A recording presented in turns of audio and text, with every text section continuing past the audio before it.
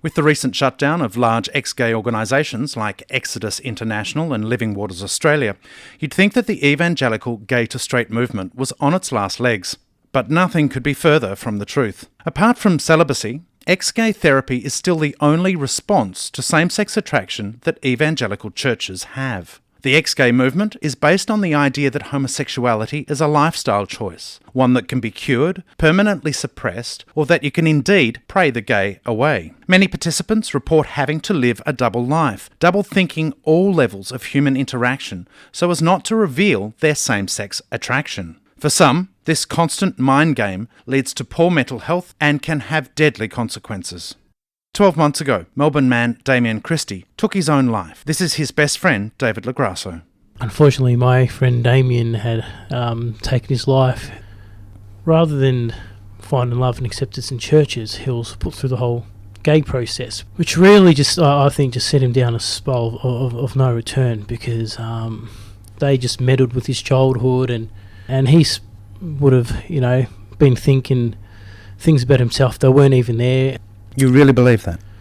I personally believe that the whole meddling with the childhood, psychodrama, crap, whatever you want to call it, it was one of the things in the gay programs that affected him. In his counselling sessions, he was put down by the counsellor that he had been cursed from the womb, and when Damien would say that Jesus loves him, the counsellor would slam the book on the table and say, "You're in sin," and etc. Did you witness this? No. But Damien told you?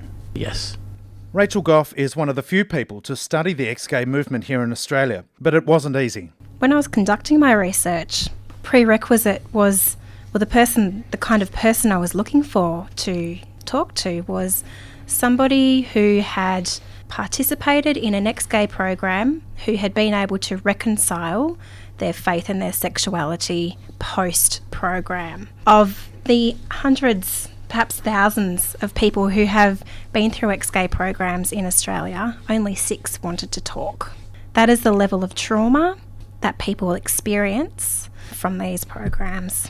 Only 6 were able to tell their story. These ex-gay programs are often funded by their participants, but regardless of the expense, there's always a cost. Sometimes it will come at the expense of expressing your authentic sexuality.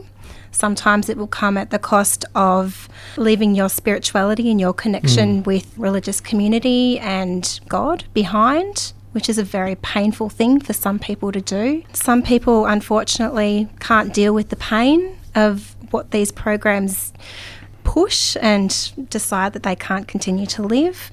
Some people decide that they can change and they'll go on to get married and have children, always knowing that deep down inside they still have that attraction to the same sex as themselves.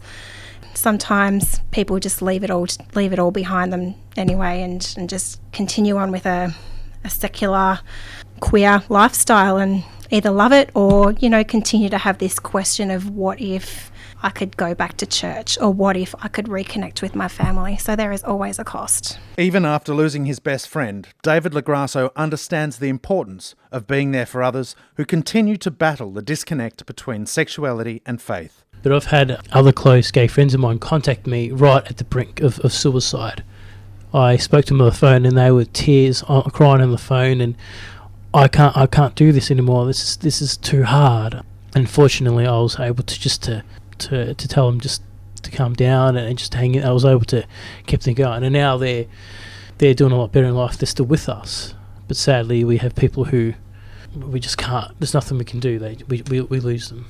The Reverend Ron Bookman, director of Living Waters Australia, was contacted to contribute to this program but refused to comment.